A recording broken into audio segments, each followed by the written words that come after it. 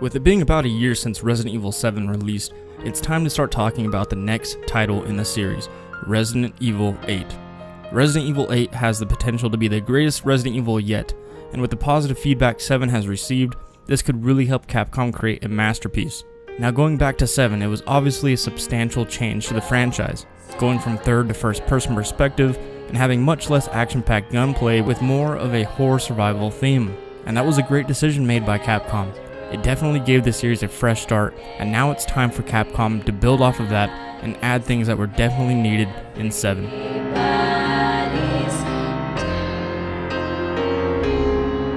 Let's start with the location. So some people are hoping for the return of Raccoon City in the next title, or a similar big apocalyptic city.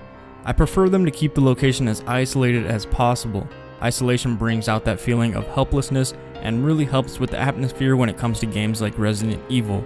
I thought 7's location was brilliant, but it was a little too small. I think a location like Resident Evil 4's map would be great for Resident Evil 8.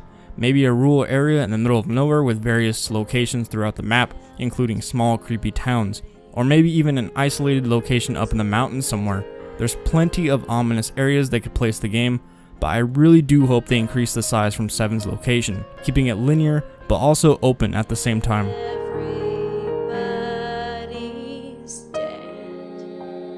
With the story, I don't think it should be a sequel or prequel of any kind. The main formula to Resident Evil is a person having to deal with a difficult, life-threatening situation. I don't think it matters if any iconic characters return, even though I wouldn't mind seeing Leon as a protagonist once again. But as long as they keep the formula like they did in 7, I think the story will work out fine as a standalone. When it comes to the storyline, I would love to see Capcom throw in more mystery and take the game to the past like the early 1900s. Rather than the game showing you who the enemy is, I think it would be an interesting twist if we had to figure out who and what was causing the havoc in the next title. Maybe a detective that was sent out to check out a reported plague infecting a town, making its victims go insane.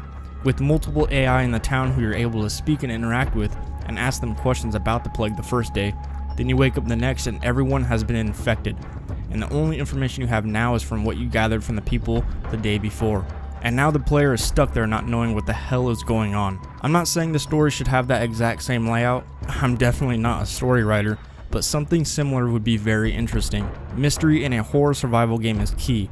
The more the merrier, and I think the early 1900s would be perfect for Resident Evil, and I would love to see what Capcom could do with that time period. And this leads into the puzzle solving aspect of the game. Resident Evil is known for its amazing puzzle solving gameplay. Resident Evil 7's puzzles were decent, but not as difficult as I anticipated them to be. I would love to see more of a challenge and in-depth puzzle solving in Resident Evil 8. For example, a puzzle having multiple parts, with each part not being able to be figured out until progressing farther into the game, gathering clues from different areas of the map, and having that epiphany feeling when you finally get the last clue that solves the puzzle. Puzzles that really make us think outside the box and not just fitting objects into a shadow. Although the puzzle with the birthday cake was brilliant, and I hope to see more of those types of puzzles in Resident Evil 8. I think it's crucial that they keep Resident Evil 8 first person. I've never been so immersed and frightened in a game until Resident Evil 7, and the main part of that immersion was from the game having a first person perspective. It gave the game so much more than it could have ever had in third person, and plus it's great for VR.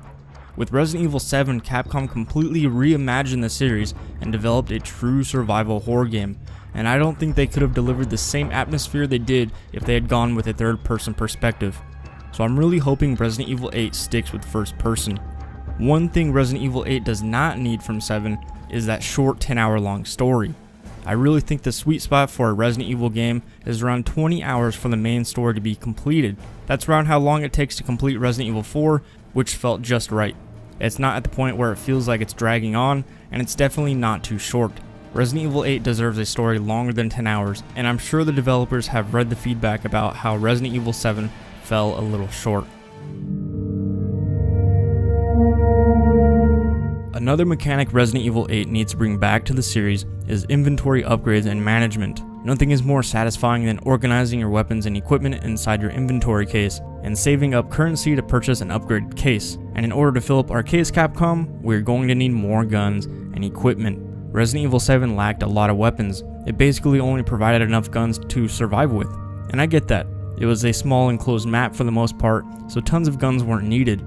And I also understand they don't want the player to feel like a superhuman running around killing everything with military gear. All I'm saying is that Resident Evil 8 needs variety.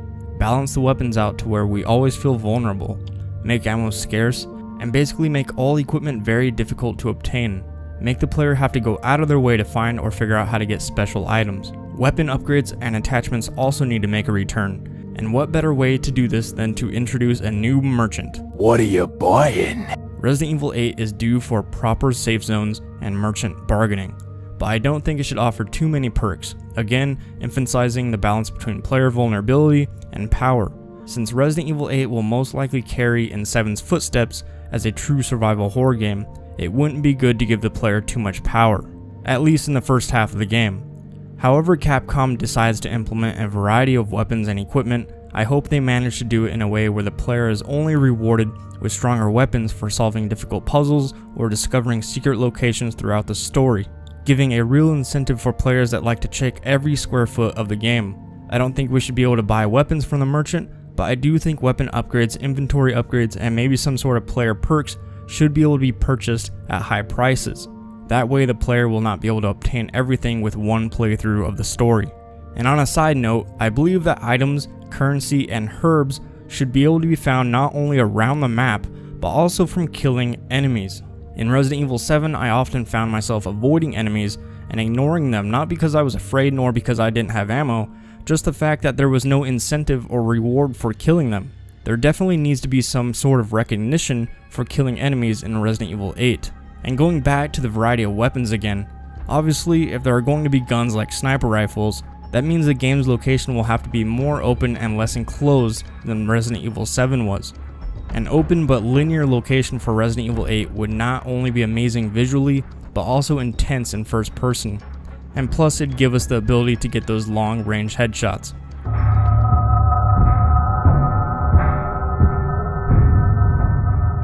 When it comes to enemies in Resident Evil 8, I believe it should consist of not only more as in actual numbers, but also more types of enemies as well. Give us some enemies that can only be defeated with exclusive ways, where even an unlimited amount of ammo won't do us any good, making the player look around the environment for further assistance. Give us some enemies that are so dangerous that it's mandatory to avoid them, giving the game more sneaking and survival mechanics. And of course, provide the enemies that can be taken out with some good shots from weapons. Resident Evil 7 had a fair number of enemies, but since the game was rather short, there was also a short supply of enemy variety. So with Resident Evil 8, which hopefully will have a much longer story, this will allow the developers to implement more unique enemies within the game.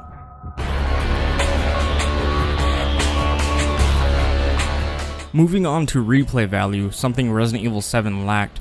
It's really simple to give a series like Resident Evil replay value. You complete the story once, that should unlock two things. A new game mode, which for Resident Evil 8 unarguably should be mercenaries, and also a hard mode of some sort for the main story. And if the player decides to start another game in normal mode, they should start out with everything they had in their inventory when completing the game the first time. And of course, completing mercenaries in hard mode definitely should reward something special like new weapons. Resident Evil 7 had some replay value, don't get me wrong, but it was disappointing in my opinion. I didn't even touch the game after the first playthrough. I just didn't feel like the rewards were worth the required achievements.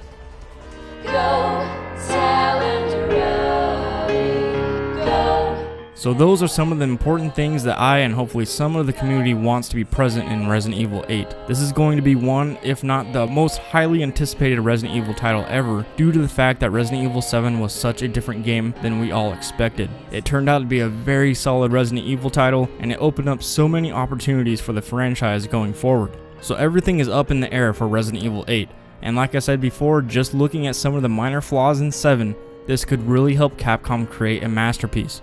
And with Shinji Mikami possibly returning to direct Resident Evil 8, anything is possible. So if you like this video, please give it a thumbs up. If you didn't, give me a thumbs down, it really helps me out a lot. And before we go, make sure to subscribe here at Roger Productions for more Resident Evil 8 content just like this. And also, let me know down in the comment section below what you want to see in Resident Evil 8. Other than that, guys, I will catch you in the next video.